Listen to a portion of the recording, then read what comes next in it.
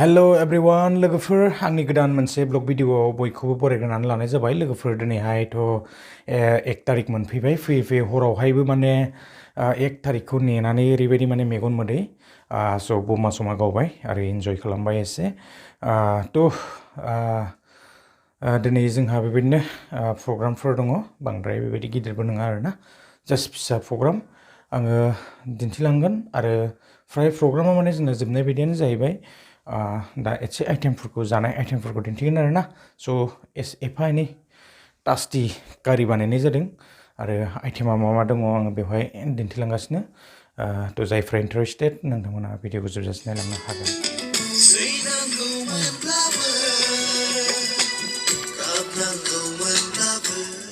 ओंखाम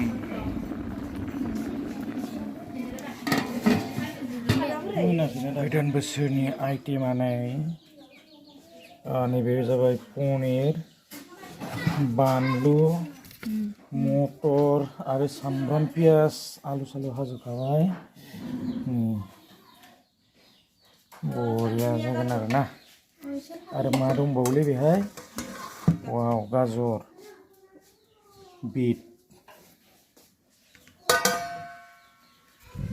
ओंखामा बिथिं मोनगासिनो वाव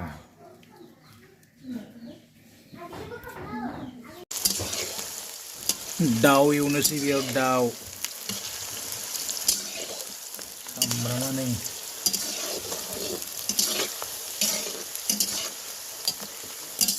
लकेल दाउ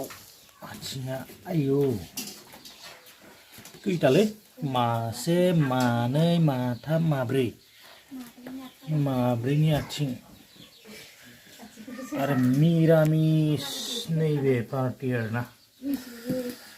सब दंजोबो वाव बेखौ बेहाय एवनोसै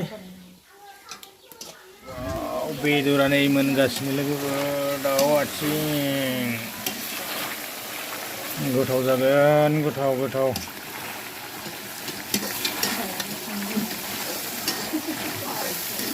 बेदरा मोनगासिनो लोगोफोर नै एवबाय दाउ एकदम मेजेम टेस्टि जागोन टेस्टि कारि दालि आरो बेदर नोंबो दालि जादों नै दिनैयालाय मा जादों दालि आरो पनिर अमा गैयाना लकेल दाउ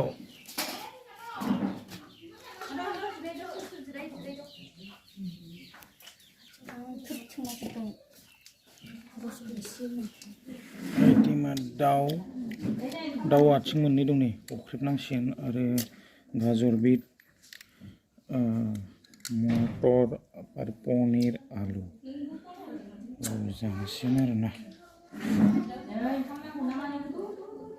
बेखिनियानो